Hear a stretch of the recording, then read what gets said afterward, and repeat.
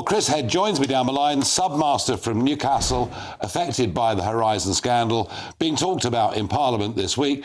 Chris, do you feel we've made some real progress this week?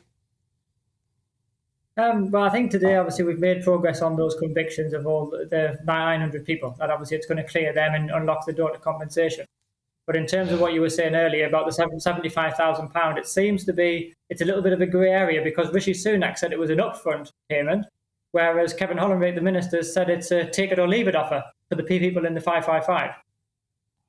So yes, as you say, that needs clarity. Is it Sunak? Is it Hollandrake? Who is right about that? But if it was a £75,000 take it or leave it offer, if that was the case, then a lot of people would finish up very badly out of pocket, wouldn't they? Hugely. I mean, it's not going to even come a fraction of what people have lost. Like you said earlier about people's homes, they've lost their businesses, they've got their loss of earnings. Doesn't even cover the reputational damage, the distress, anything like that. So it's not even close. So we do need to nail that down and find out what the truth is behind it.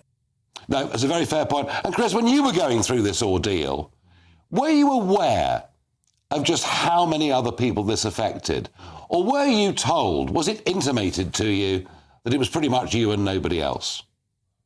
Yeah, that was it. I mean, you'd had, I think by then in 2014, there was maybe one other, or a couple of other cases there, but because the Post Office betrayed, you were the only one. That you believed in that maybe there was something wrong in that particular office, you know? So it's, but when you realise, obviously, when there was the 555 came together, and then since we've won the court cases in 2019, and you've actually found that Post Office have ran this historical shortfall scheme, and I think it's now climbed to 2,800. I don't think we'll ever know the true scale of the damage that's been done, really. And how much damage would you say, Chris, this has done to your life? Well, I mean, I started to work at the branch when I was 12 years old, delivering newspapers, and worked all the way up until I bought it when I was 18. And then since I sold the business for a loss after being terminated in 2015, and it's been a battle ever since. Here we are in 2024, and still haven't been compensated for it.